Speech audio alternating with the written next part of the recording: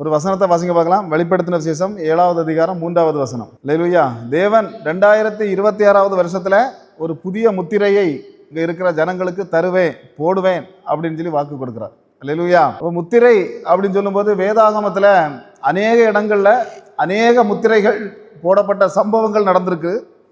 பார்த்தா இயேசு கிறிஸ்து பிறப்பதற்கு ஒரு 600 வருடங்களுக்கு முன்பாக, அதாவது இன்றையிலிருந்து ஒரு 2600 வருடங்களுக்கு முன்பாக ஒரு பாவப்பட்ட வாலிபனை சிங்க கவிக்குள்ளே பிடிச்சி போட்டுட்டு அங்கிருந்த ராஜா தரியு என்று சொல்லப்படக்கூடிய ராஜா ஒரு நல்ல ஒரு முத்திரையை வைத்தான். கல்லில் என்ன செய்தான், அவனுடைய முத்திரை மோதிரத்தை வச்சு ஒரு முத்திரையை அவன் வைத்தான்.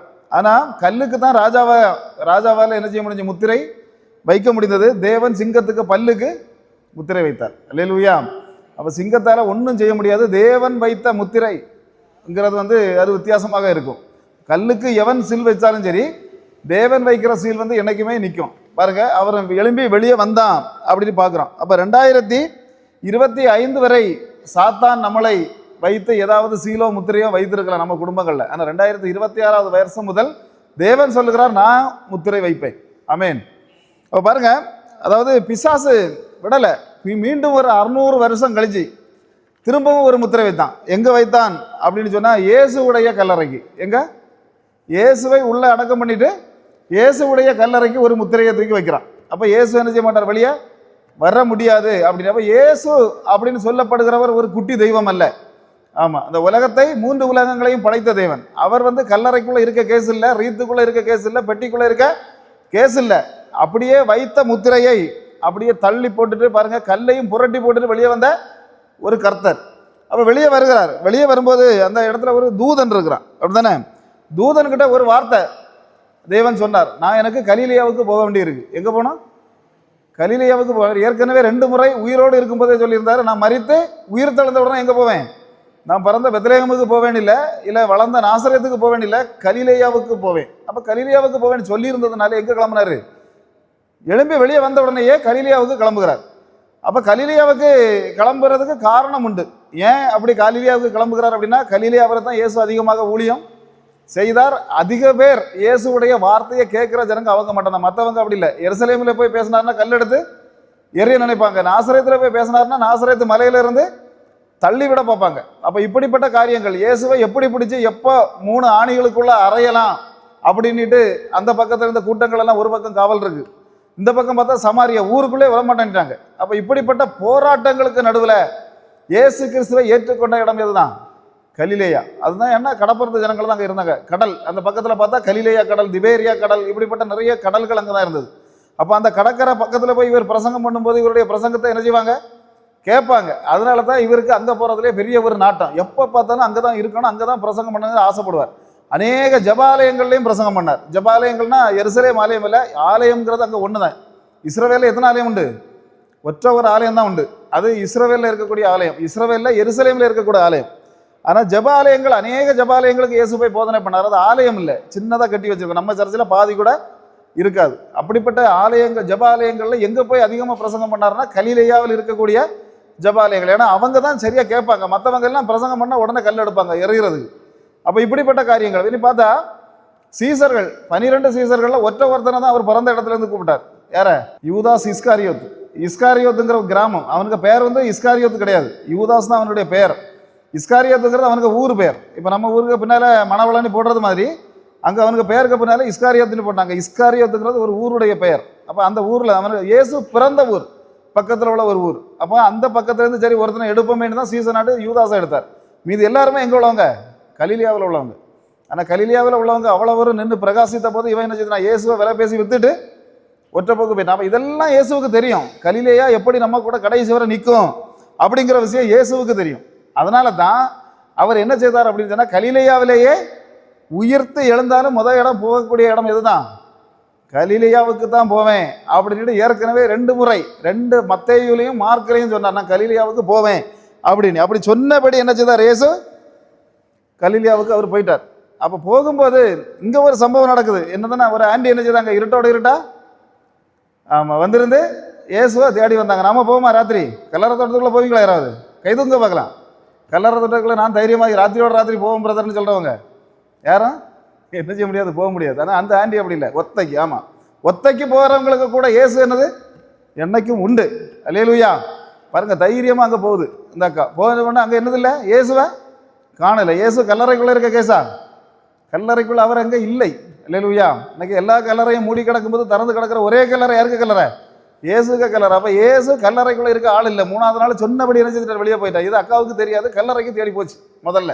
சரி, கல்லறைக்கு போயாச்சு. கல்லறைக்கு பார்க்கும்போது என்னது, ஆமாம், அதில் முதல்ல பார்த்து கல்லறையில் ஆள் இல்லைன்னு ஒற்றை ஓட்டம். எங்கே? இங்கே பாஸ்டர் மாதிரி கூடியிருக்காங்க அப்படிதானே. அங்கே இருந்து அவன் ஒழிச்சு கதவையும் போட்டுட்டு ப்ரேயர் பண்ணாங்களா, என்ன செய்துட்டு இருந்தாங்கிறது விஷயம் அங்கே தெரியாது. எல்லா பாஸ்டர்மாரும் 11 ஒருத்தன் கல்லாம் ஓடிட்டான். பாக்கி 11 பேரும் ஒரு இடத்துல கூடியிருக்கிறாங்க. இவங்கள்ட்ட போய் என்ன செய்யணும், அந்த அம்மாவுக்கு சொல்லணும். அப்போ சொல்லக்கு வந்தாக்கி சொன்ன உடனே பாக்கியிருந்த எல்லாரும் சேர்ந்து ஓடினாங்கன்னு இல்லை, 2 பேர் தான் ஓடினாங்க. யாரெல்லாம்? 2 பேர் தான் கல்லறைக்கு ஓடினாங்க. ஒன்று யோவான், இன்னொன்று பேதுரு. அப்போ 2 பேரும் ஓடுறாங்க. குடுன்னு ஓடினாலும் மற்ற சீசன் முந்தி ஓடினான்னு போட்டிருக்கு. எந்த சீசன்? பேதுருவை விட மற்ற சீசன் முந்தி ஓடினான். அப்போ முன்ன போய் என்ன செய்துட்டான், பார்த்துட்டான். பார்க்கும்போது அதனால தான் அவனே ஆண்டவர் எடுத்து பயன்படுத்தினார். அவன் கடைசி வரைக்கும் மற்றவங்க கையால் சாகாத ஆள் யார்? யோவான் மட்டும்தான். 100 வருஷம் வாழ்ந்த சீசன் யார்? ஒற்றை சீசன் தான், அது யோவான் மட்டும்தான். அதனால தான் தேவன் அவர் முந்தி ஓடுறவன். நாம் என்ன செய்யணும், ஆண்டவருக்காக முந்தி ஓடுறவங்களுக்கு ஒரு மரியாதை ஆண்டவருக்கு சமூகத்தில் உண்டு. அல்லேலூயா. இப்போ இன்றைக்கி மற்றவங்கெல்லாம் வீட்டில் கிடந்து உறங்கும் போது நீங்கள் முந்தி வந்திருக்கிறீங்க அப்படின்னா உங்களுக்கு ஆசீர்வாதம் 2026 வருஷத்தில் கண்டிப்பாக உண்டு. ஆனால் முந்தி வந்தாலும் கல்லறைக்குள்ளே பார்த்துக்கிட்டு என்ன செய்துட்டான், பின்னாடி கல்லறைக்குள்ளே போனால் பிசாசு இருக்குன்னு நினச்சிட்டான் போல இருக்கு. அல்லேலூயா. யோவான் என்ன செய்தார்? கல்லறைக்குள்ளே போகலை. கல்லறைக்குள்ளே போனாலே யார்? பேதுரு தான் போனார். பேதுரு உள்ளே போய் எட்டி பார்த்தார். அங்கே எட்டி பார்க்கும்போது என்ன நடந்தது சம்பவம்? துணிகளை சுருட்டி வைக்க கண்டார். ஆமாம், துணியை இயேசு சுருட்டி வச்சுட்டு தான் வெளியே வந்தார். எப்படி? ஒழுங்கும் கிரைமுமாக என்ன செய்வார்? யூதர்கள் எப்படி அடக்கம் பண்ணுவாங்க அப்படின்னு கேட்டால், மரித்தவர்களை தலையில் ஒரு துணியை சுற்றுவாங்க, உடம்புல ஒரு. நம்ம துணி சுற்றுமா? செத்தவன்ட்ட போய் கழுங்க ஏன் கேட்குறான்னு சொல்கிறீங்க, அப்படி தானே? அல்லேலூயா. செத்தவன்ட்ட கேட்க வேண்டிய கேள்வியெல்லாம் இங்கே போட்டு கேட்டுட்டு இருக்கக்கூடாது, அப்படி தானே? ஆனால் என்னது அப்படின்னு சொன்னால் அவங்க 2 துணி சுற்றுவாங்க. ஆமாம், ஒன்று தலையில் கட்டிட்டாலே இது இந்த கேஸு வெளியே வராது. இயேசு வெளியே வராத கேஸ் இல்லை. ஆனால் இவங்க கட்டிட்டாங்க. அதை தூக்கி கட்டுனாங்க, உடம்புல கட்டுனாங்க, எல்லாம் கட்டி உள்ளே வச்சிருக்கு ஆளை. இயேசு என்ன சார், தலையில் கட்டின துணியை தூக்கி ஒரு இடத்துல, நான் ஒரு நாள் அந்த தலையில் கட்டின துணிக்குள்ளே இருக்கக்கூடிய ஆள் இல்லை. அல்லேலூயா. அப்போ அதை எடுத்து அழகாக ஒழுங்குங்கிற மட்டும் சுருட்டி வச்சுட்டு என்ன செஞ்சிட்டாரு, வெளியே வந்துட்டார். ஏன் பார்த்தா லாசரும் வெளியே வந்தான், மரித்தவன் வெளியே வந்தானே இல்லையா? அவன் துணியை சுருட்டி வச்சுட்டு வந்தான். அவன் எப்படி வந்தான்? துணியோடு வெளியே வந்தான். அது ஏன் அப்படின்னு சொன்னால், அவன் திரும்ப வந்த கல்லறைக்குள்ளே போவான். இன்னும் 10 வருஷம் ஆனதான் திரும்ப என்ன செய்வான், அதே கல்லறைக்குள்ள அவன் போவான். இயேசு அதே கல்லறைக்கு போக மாட்டார். அவருக்கு ஒழுங்கும் உண்டு, கிரயமும் உண்டு. இன்னைக்கு மரணத்துக்குள்ளே போகிறவங்க அல்ல, நாம எடுத்துக்கொள்ளப்பட போகிறவர்கள். என்ன செய்யணும் அப்படின்னா, ஆமாம், கர்த்தர் எப்படி ஒழுங்கும் கிரயமாக செய்தாரோ அதுபோல் ஒழுங்கும் கிரயமுமாக சில விஷயங்களை நம்ம செய்தோம்னா நம்ம கல்லறைக்குள்ளே போகக்கூடிய கேஸே இல்லை. ஆமாம், ஆண்டவர் சொல்கிறார் தெளிவம். என்னென்னா 70 வயசு ஆயிருக்கலாம், 80 ஆயிருக்கலாம், 100 ஆயிருக்கலாம், அதை பற்றி அவருக்கு கவலை இல்லை. ஏன்னா நமக்கு தான் வயசாகும், இயேசுவுக்கு வயசாகலை. அல்லேலூயா. நாங்கள் பிரசங்கிக்கிற இயேசு முடிவு நினச்சி போன கேஸ் இல்லை, பல்லு விழுந்த கேஸ் இல்லை, கூணு விழுந்த கேஸ் இல்லை. என்னைக்கும் ஸ்ட்ராங்கான கேஸ் தான் நாங்கள் பிரசங்கிக்கிற இயேசு. அல்லேலூயா. அதனால நமக்கு வயசாக இருக்கலாம், அவருக்கு வயசாகலை. அவர் நம்மளை கல்லறைக்குள்ளே கொண்டு போகிற ஆள் இல்லை. அவர் எப்படிப்பட்டவர்? நம்மளை கல்லறையை தாண்டி மேலே கொண்டு போகிற அவர் எடுத்துக்கொள்ள. இப்போ இன்றைக்கி இருக்கக்கூடிய மணவாட்டி சபை அப்படிங்கிறது எதுக்கு வேண்டியது?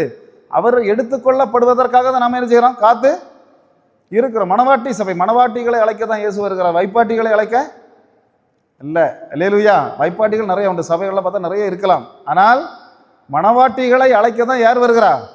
இயேசு வருகிறார். அல்லேலூயா. அப்போ பாருங்கள், அந்த இயேசு என்ன செய்கிறாரு, டக்குனிட்டு அப்படி துணிகளை ஒழுங்காக அடுக்கி வைத்து விட்டு வெளியே வந்த ஒரு தெய்வம். அப்போ எப்படிப்பட்ட சாத்தான் வைக்கக்கூடிய சீல்களாக இருந்தாலும் சரி, 600 வருஷத்துக்கு முன்ன வைத்த சீலை அவர் எப்படி உடைத்தார் அப்படின்னு சொன்னால், சிங்கத்தின் பல்லுக்கு என்ன போட்டார், சீலை போட்டார். அதே தேவன் தான் தன்னுடைய கல்லறையில் வைத்திருந்த சீலை அடித்து உடைச்சிட்டு, ஆமாம், அவர் ஒன்றும் உடைக்க வேண்டிய தேவம் இல்லை, தூதன் வந்துன்னு என்ன செய்தான், உடைத்தான் அப்படின்னு போட்டு திரும்ப வந்தாக்க என்ன செய்துட்டு, இப்போ இவங்க 2 பேரும் வந்தாங்க, பார்த்தாங்க, ஆள் இல்லை, துணி மட்டும் கிடக்கு, ஒற்றை போக்கு பின்னும். எங்கே திரும்ப சுவிசேஷம் சொல்ல போனோன்னு இல்லை, திரும்பவும் அங்கே போய் அந்த ரூமுக்குள்ளே போய் அடைஞ்சு கிடக்கிறதுக்காக போனாங்க 2 பாஸ்டர்மார். பேதுருவும் 2 தலைமை பாஸ்டர்.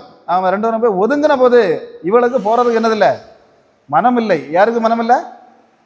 இந்த அக்காவுக்கு மட்டும் போகிறதுக்கு மனம் இல்லை. ஆண்டி அதில் நின்று அழுதுகிட்டே நிற்குது. அப்போ நின்ன உடனே இயேசுவுக்கு தெரியும் யார் நமக்கு கூட கடைசி வரை நிற்கிறா, யார் நமக்காக அழுகிறார். இன்னைக்கு இந்த இடத்துல கிருபை உள்ளவர்கள் அழுதிங்கன்னு சொன்னால் உங்கள் குடும்பங்கள், உங்கள் கோத்திரங்கள், உங்கள் பிள்ளைகள் ஆசீர்வதிக்கப்படும். அல்லேலூயா.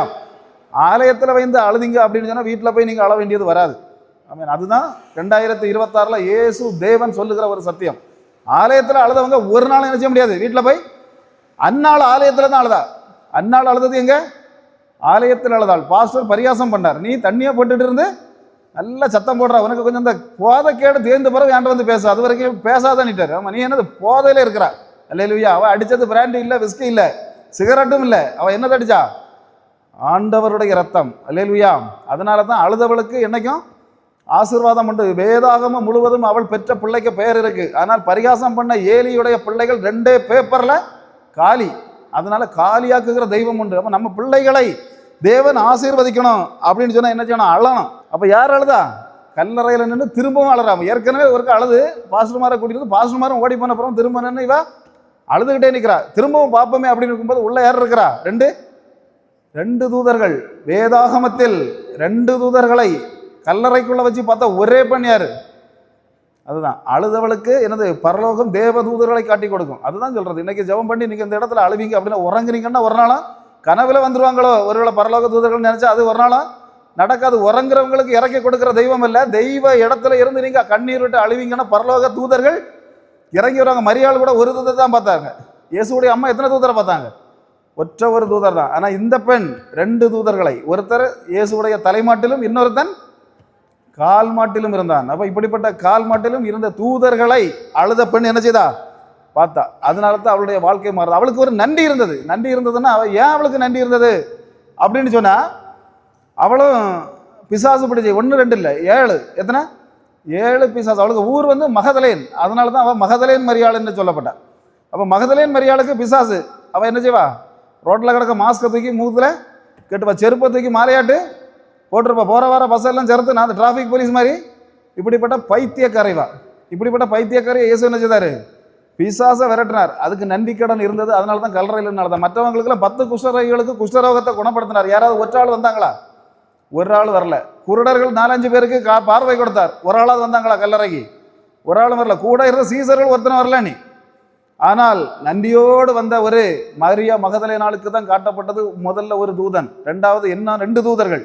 அப்போ முதல்ல இன்னைக்கும் 2000 வருஷம் கழிஞ்சும் யாரை பற்றி நம்ம பேசிட்டு இருக்கோம் அப்படின்னா மரியா மகதலேன் மரியாள். ஏன் அவளை பற்றி பேசிட்டு இருக்கோம் அப்படின்னா அவள் தேவ சன்னதியில் அழுதவள், தேவனுக்காக அழுதவள். அதனால இன்னைக்கு அவளுடைய பெயர் இன்னைக்கும் நிலை நின்று கொண்டிருக்கிறது. மற்றவங்க இயேசுக்கு பின்னால போன எத்தனையோ பெண்கள் உண்டு. எத்தனையோ பேர் பணத்தை அள்ளி கொடுத்தாங்க. அதில் போட்டிருக்கு வேதாகமத்தில், பணத்தை அள்ளி கொடுத்தவர்கள் பெண்கள். அவங்களுடைய பணத்தை தான் இயேசு ஊழியத்தை செய்தார். ஆனாலும் ஒற்ற பெண்களுக்கு பேர் இன்னைக்கு இல்லை. ஆனால் மகதலேன் மரியாளுடைய பேரு இந்த பூமி இருக்கிறது வரைக்கும் பேசப்படும். ஏன் அப்படின்னு சொன்னா கல்லறையில் போய் நின்று ஒரு அழுதவள். இன்னொரு விஷயம் என்னன்னா நன்றி மாறாதவள். நன்றிங்கிறது ஜனங்களுக்கு எப்படி இருக்கணும்? நன்றிங்கிறது இருக்கணும். இருந்தால் மட்டும்தான் தேவ சந்நிதியில் நாம் உயர முடியும், நம்ம தலைமுறைகள் உயர முடியும். அப்போ தேவன் இன்னைக்கு சீல் வைக்கிறார் அப்படின்னு சொன்னால் அநேக பேர் சீல் வைப்பாங்க. சீல் வைக்க நிறைய பேர் உண்டு. அதுபோல் பிசாசும் சீல் என்ன செய்யலாம்? வைக்கலாம். 2025 வரைக்கும் நம்முடைய குடும்பங்களில் ஒருவேளை பிசாசு சீல் வச்சிருக்கலாம். நான் பார்த்தா அப்போ ரோட்டில் கிடக்கு கொஞ்சம் இரும்பு சாதனங்கள் கிடக்குன்னு வைங்களா, இரும்போ இல்லை பிளாஸ்டிக்கோ கிடக்கு. இப்போ சாக்கை தூக்கிட்டு ஆக்காரக்காரர் என்ன செய்வார்? ரோட்லோடி அங்கேயும் இங்கேயும் வருவார் கிடக்க இரும்பெல்லாம் புறக்கி போட்டு என்ன செய்வார்? கொண்டு போயிடுவார். ஆனால் அதே இடத்துல ஒரு எலக்ட்ரிசிட்டி கம்பியோ இல்லை டெலிஃபோன் கம்பியோ கிடந்தா அவர் சுருட்டி மடக்கி உள்ள போட்டு கொண்டு போவாரா? ஏன் கொண்டு போக மாட்டார்? அதில் ஒரு சீல் உண்டு, கவர்மெண்ட் சீல். என்ன சீலு? கவர்மெண்ட் சீல் உண்டு. அந்த சீலை அவர் எடுத்துகிட்டு போனால் அடுத்த நாள் மாமியார் வீட்டிலேருந்து ஆள் வந்து உள்ளே கொண்டு போட்டு குத்துன்னு குத்தி போடுவாங்க போலீஸுக்காரங்க. அப்படி தானே? அப்போ தெரியும் இந்த சீல் வைத்தா குத்து வாங்க வேண்டியது இருக்கும் அதை எடுத்தா. அதனால தேவன் வச்ச சீலை எவனாவது கை வச்சானா அவன் குத்து வாங்க வேண்டியது இருக்கும், அட்டி வாங்க வேண்டியிருக்கும். அதனால இயேசு கிறிஸ்து வைக்கக்கூடிய சீல் நமக்கு நிரந்தரம். அல்லேலூயா. நமக்கு நிரந்தரம், நம்ம குடும்பங்களுக்கு நிரந்தரம், நம்ம பிள்ளைகளுக்கு நிரந்தரம். நீங்க ஒருவேளை நினைச்சிருக்கலாம் 2025 வரை இப்படித்தானே இருந்த ஆண்டவரே 2026 உங்க லெவல் மாறான்னு சொல்றாரு ஆண்டவர். ஆமென். நம்புறவங்களுக்கு மட்டும் ஏவ வார்த்தையை நம்புறவங்களுக்கு மட்டும் உங்க லெவல் மாறும். இது மட்டும் இல்ல, இன்னும் எல்லா புதன்கிழமையிலும் சரி எப்ப எல்லாம் ஆராதனை வச்சாலும் நான் வருவேன் ஆண்டவரே அப்படின்னு சொல்லி நீங்க இன்னைக்கு ஒரு முடிவெடுத்துட்டு வெளியே போவீங்க அப்படின்னு சொன்னா உங்க குடும்பங்களை உங்க தலைமுறைகளை எடுத்து ஆசீர்வதிக்கிற ஒரு கர்த்தர் உண்டு. நான் அந்த வருஷத்துல இருந்த மாதிரி தான் இருப்பேன், 2004 இருந்த மாதிரி இருப்பேன், 2005 இருந்தது மாதிரி தான் என்ன இருப்பேன்னு ஆசீர்வாதம் தங்காது. தேவ இடத்துல தேவனுக்கு முன்பாக வந்து கரங்களை தட்டி அந்த அல்லேலூயா சொல்லி நம்ம வாயை திறந்தா மட்டும்தான் என்ன செய்ய முடியும்? அவர்கிட்ட இருந்து ஆசீர்வாதம் அவன் வாயை திறக்கணும். யோசுவா கிட்ட சொன்னார், நீ திறக்கணும், திறந்தா மட்டும்தான் அவனுக்கு ஆசீர்வாதம். சூரியனை நிறுத்த என்னால் முடியும், சந்திரனை நிறுத்த என்னால் முடியும், ஆனால் நீ கேட்கணும். கேட்காம நான் என்ன செய்ய மாட்டேன். அல்லேலூயா. அப்போ அவன் கேட்டதுனால சூரியன் சந்திரன் என்ன செய்யுது, நின்றது அப்படின்னு சொன்னால் நாம கேட்டாக்கி அதை செய்கிற தெய்வன் உண்டு. கேட்காம நான் வீட்டில் இருப்பேன் அப்படின்னு சொன்னால் இன்னும் இருந்துகிட்டே இருக்கலாம். ஆமாம், நாளை இருக்கலாம், நாளை மறுநாள் இருக்கலாம், இயேசுவுடைய வருகை வரைக்கும் நம்ம சும்மா இருந்துட்டு இருக்கலாம். ஆனால் இல்லை, நான் ஆண்டவருக்காக நான் இறங்குவேன், ஒரு விஷயத்துக்காக நான் இறங்குவேன் அப்படின்னு சொல்லி இறங்கணும் அப்படின்னு சொன்னால் எப்படி ஆசீர்வாதங்களை தருகிற ஒரு கர்த்தர் உண்டு. ஆமென்.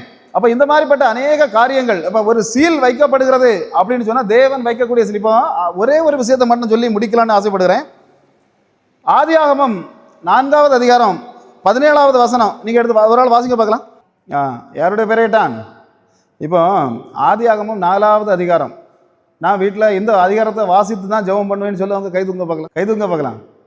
ஆதியாகமம் 4வது அதிகாரம் இல்லை 5வது அதிகாரம் நாங்கள் வாசித்து அந்த வீட்டில் ஜெபம் பண்ணியிருக்கோம் அப்படின்னு சொல்கிறவங்க. அது ஏன்னா அந்த 17 முதல் 26 வரைக்கும் 4வது அதிகாரத்தில் ஒரு 10 வசனம், அடுத்தது 5வது அதிகாரத்தில் ஒரு 32 வசனம். இவ்வளோ பார்த்தீங்கன்னா அவன் இவனை பெற்றான், இவன் அவனை பெற்றான், அவன் அவனை பெற்றான், மற்றவனை பெற்றான். இங்கே யார் யாரை பெற்றாங்கிறது யாருக்குமே தெரியாது, புரியாது. நீங்கள் இப்போ வாசித்தீங்கன்னா அவன் இவனை பத்தான், இவன் அவனை பத்தான், யாரடா யாரு பத்தா, இதை போய் நம்ம வாசிக்கணுமா? என்ன செய்வோம்? அடுத்த பக்கத்தை புரட்டி அதுக்கு அடுத்தது போயிடுவோம். யாரும் என்ன செய்ய மாட்டோம். அவன் ஒரு சர்வீஸ்லாமி சர்ச்சில் பிரசங்கம் பண்ணிட்டு இருக்கும்போது நான் கேட்டேன், இந்த வசனத்தை யாராவது நீங்கள் வீட்டில் வச்சு ஜெபம் பண்ணுவீங்களா அப்படின்னு. அப்போ பாஸ்டர் பின்னாடி சொன்னார், ஜெபமே பண்ண மாட்டாங்க இவங்கள்ட்ட போய். நாம யாரும் அப்படி இருந்தால் கை தூக்கண்டா, அல்லேலூயா, கை தூக்க பார்க்கலாம். அப்படியெல்லாம் ஒன்றும் கிடையாது. நீ அப்போ பாருங்க, அவர் பாஸ்டரே சொன்னார் பின்னாடி, அது சர்வீஸ் நார்மல் இப்படி இருக்காது, நாங்கள் அதில் தான் பிரசங்கம் பண்ணுவோம். அப்போ அதுக்கு பின்னால் தான் இருப்பார். அழகா சொன்னார் பக்கத்தில் இருந்துட்டு, ஜெபம் பண்ண ஆள்கிட்ட கேட்டால் ஓகே, ஜெபமே பண்ண மாட்டாங்க இவங்கள்ட்ட பூரா எப்படி இந்த கேள்வியை கேட்குறீங்க அப்படின்னு. அப்போ இந்த மாதிரிலாம் இருக்கும். அப்போ பாருங்க, இதில் என்னது இருக்குது? தலைமுறை. அவன் அவனை பெற்றான், இவன் இவனை பெற்றான், வரிசையாக அவனை பெற்றான் இவனை பெற்றான் அப்படின்னா 2 குடும்பங்களுக்கு கதை வருது. யாருக்கு குடும்பம் எல்லாம் அப்படின்னு சொன்னால், ஒன்று அந்த முதல் மனிதன் யாரு? யாரு? ஆதாம். அப்படிதானே? ஆதாம் ஏவாள். அப்போ அக்காவுக்கு அழகாகணும்னு சொல்லி என்ன செய்துட்டு ஓடி போய் பழத்தை பறிச்சு தின்னது மட்டும் இல்லை, புருஷனுக்கும் கொடுத்துட்டு. அப்படிதான் இப்போ உள்ளவங்க நம்ம நீங்களாம் நினைக்கிறீங்க, இப்போ நான் என் புருஷனுக்கு கொடுத்துருக்க மாட்டேன், நான் ஒத்தகி அல்லேலூயா தின்னு இருப்பனே.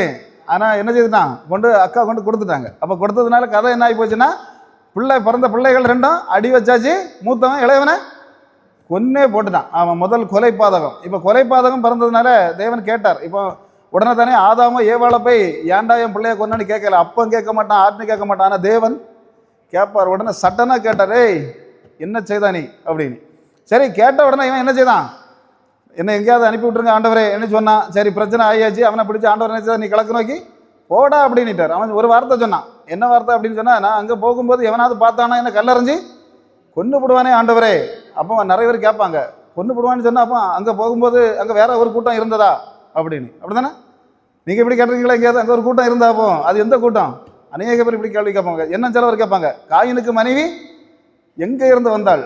அல்லேலூயா. பைபிளை ஒழுங்காக படித்தா தெரியும் எங்கே இருந்து வந்தாங்கிறது தெளிவாக தெரியும். ஆனால் ஒழுங்காக படிக்கிறோன்னு அந்த மாதிரி கொஸ்டின்களை நம்ம கேட்டுட்டு தான் இருப்போம். பாருங்கள், இதில் என்ன நடந்ததுன்னா 2 குடும்பங்கள். யார்? ஒருத்தர் செத்து போயிட்டான், யார்? ஆபேல். இப்போ காயின் வளர்ந்துட்டு இருக்கான்.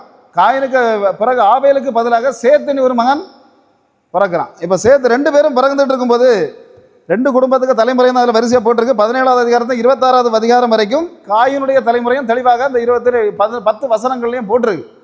போடும்போது அடுத்த அதிகாரத்தில் பார்த்தா சேத்துக்க வம்சம் மட்டும்தான் போட்டிருக்கு. 32 வசனங்களும் இவனுடைய தலைமுறை என்னது போடப்படலை. இவன் என்ன செய்தான் அப்படின்னா, இவனுக்கு ஒரு குழந்தை பிறந்தது. பேர் என்னது? ஏனோக்குங்கிற பேர். எடுத்துக்கொள்ளப்பட்ட ஏனோக்கு இல்லை, இது ஆதாமின் 3வது தலைமுறை ஏனோக்கு. ஏனோக்கு பிறந்தோடனே தன்னுடைய மகனுடைய பெயரை என்ன செய்தான், வைத்தான். அப்போ காயின் என்ன செய்யறான், பிள்ளை பிறந்தோன்னா பிள்ளைக்கு பேரை வச்சு ஒரு பட்டணத்தை கட்டுறான். அப்போ பட்டணத்தை கட்டினதோட விடலை, அவனுக்கு ஒரு மகன் பிறந்தான், லாமேக்கு. லாமேக்கு தான் வேதாகமத்தில் 2 மனைவிகளை திருமணம் செய்த ஆள். அப்போ பாருங்க, முதல்ல பட்டணம் கட்டப்பட்டாச்சு, 2 மனைவிகளை கல்யாணம் பண்ணியாச்சு. கல்யாணம் பண்ணது மட்டும் இல்லை, அவனும் ஒரு கொலை செய்கிறான். யாரு? காயின் எப்படி கொலை செய்தானா அதுபோல அவனுக்கு 4வது தலைமுறையில் வந்து லாமேக்கும் ஒருத்தையை பிடிச்சி கொலை செய்கிறான். ஒருத்தனை கொலை செய்துட்டு தைரியமாக போய் 2 மனைவிகள் ஆதாள் சில்லாள் 2 பேர்ட்ட சொல்கிறான், நான் ஒருத்தனை கொலை செய்தேன், காயினுக்கு 1 பலி என்றால் என் மேல் 7 பலி சுமார். அவன் தைரியமாக அவர் பரியாசம் பண்ணுறான். அப்போ சரி, அப்படியே சொல்லி அவன் அப்படியே அவனுக்கு தலைமுறை வரும்போது இவர் 2 மனைவி கட்டியாச்சு, கொலை வேற, கொலை பாதகம் வேற செய்தாச்சு. இப்படி வரும்போது சேத்துடைய ஒரு தலைமுறை எங்கே வருகிறது? சேத்துடைய தலைமுறை என்ன செய்யுது அப்படின்னா, ஒரு குழந்தை பிறகுது. அவனுக்கு இப்போ என்னது? ஏனோஸ். இவனுக்கு பிறந்த பிள்ளைக்கு பேர் ஏனோக்கு, அவனுக்கு பிறந்த பிள்ளைக்கு பேர் ஏனோஸ். ஏனோஸ் பிறந்தவுடன் அங்கே என்ன செய்தாங்கன்னா கர்த்தரை தொழுது கொண்டார்கள்னு வேதாகமத்தில் போட்டிருக்கு. அப்போ என்ன செய்தாங்க, இவன் என்ன செய்தான், இவன் பட்டணத்தை கட்டினா, இவனுக்கு பிள்ளை வந்தவன் 2 பெண்ணை கட்டினா, கொலை பாதகம் நடந்தது. அப்படி ஒரு தலைமுறை சீரழிந்து கொண்டு இருக்கும்போது மற்ற தலைமுறை என்ன செய்யுது, முதல் குழந்தை பிறந்தவொடனே கர்த்தரை தொழுது கொள்ள ஆலயத்தை கட்டினாங்க. அவங்க ஆலயத்தினா பலிபீடத்தை கட்டினாங்க. அல்லேலூயா.